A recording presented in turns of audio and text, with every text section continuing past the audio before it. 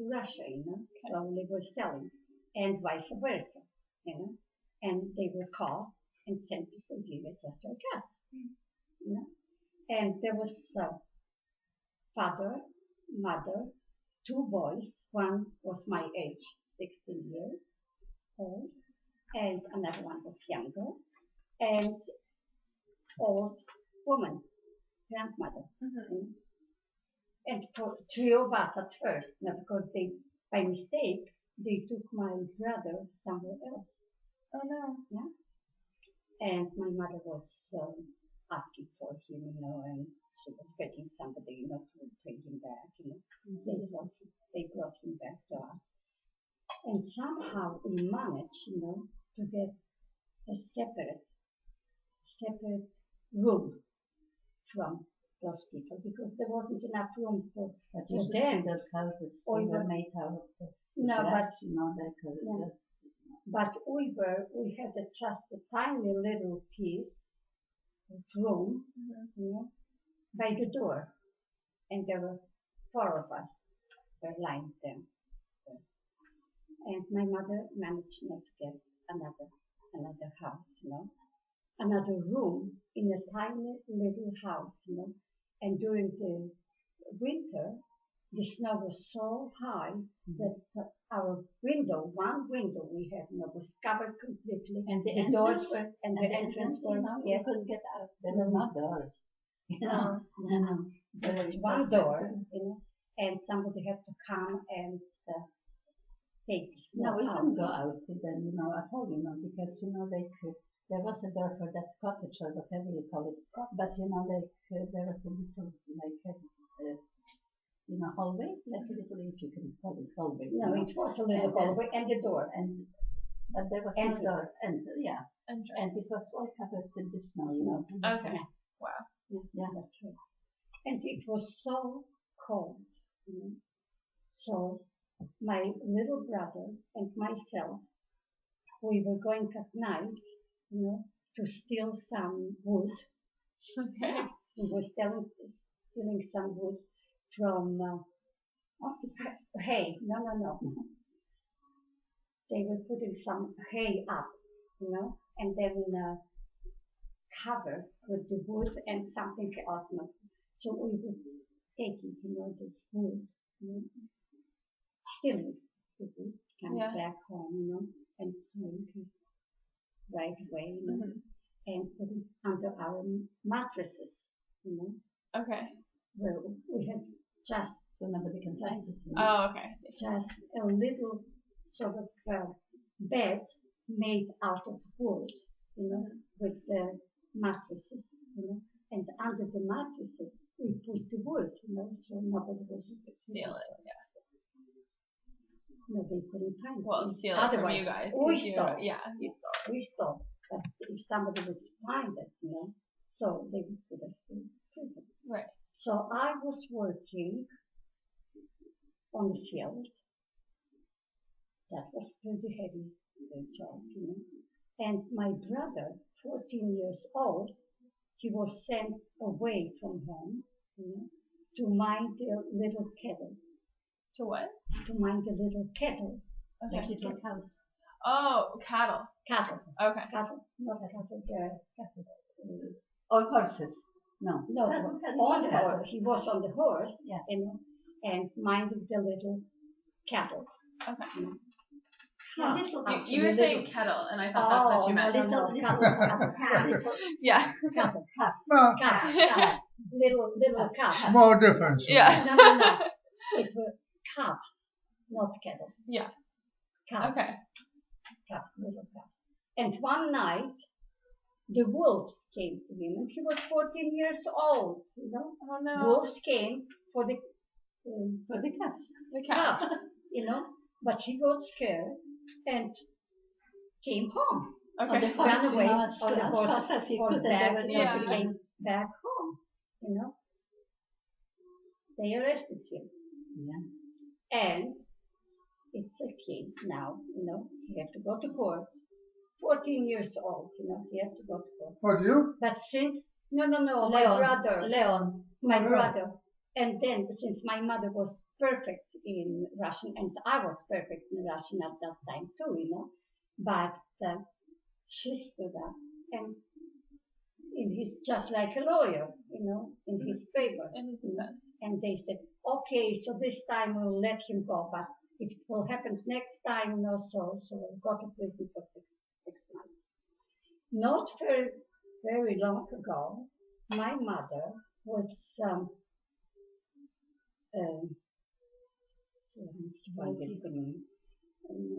she was digging potatoes, and she brought a few potatoes in her apron for supper for us because we didn't have anything else, just a few potatoes. Somebody saw her taking the potatoes. He came to her, the man who was taking care of them. And he said, supervisor? She wasn't a supervisor or whatever. Yeah. And he came to her and he said, listen, if you'll give me men's pants, I'll let you go. Okay. Because there was no stores, they didn't have anything, they were very poor people. And she said, I don't have any men's pants. Oh yes, I know you. I know that you have. And my mother knows. She didn't want to give it to him because we were exchanging all the suits and the pants and whatever we had, for food. Otherwise, we would die there from starvation. I was going with my mother to colhose and exchanging the clothes for food, for grain and so on. And they, of course, took her to prison, and she was in prison for a month. I had to sell a lot of stuff, and send her the money, to the people, so she could get the lawyer.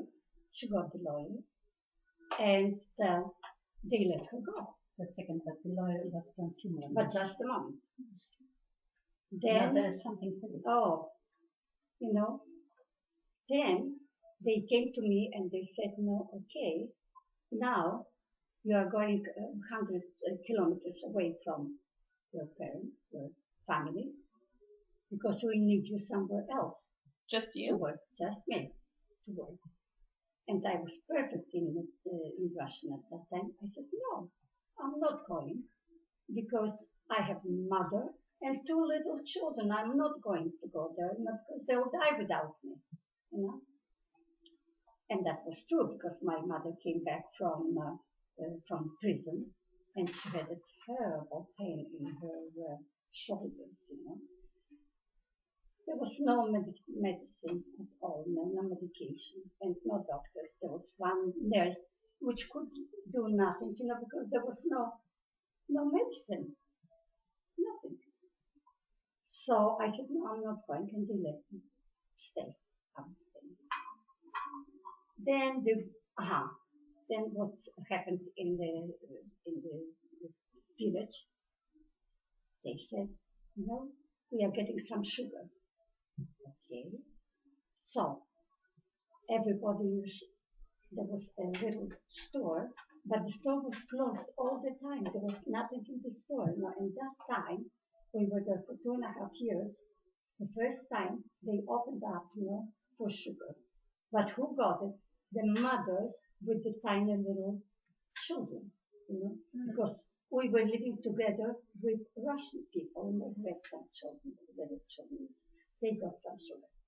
Then second time, they brought candy. The little children got candy. And then the third time, it was only 3 times, they brought adicolon. It means,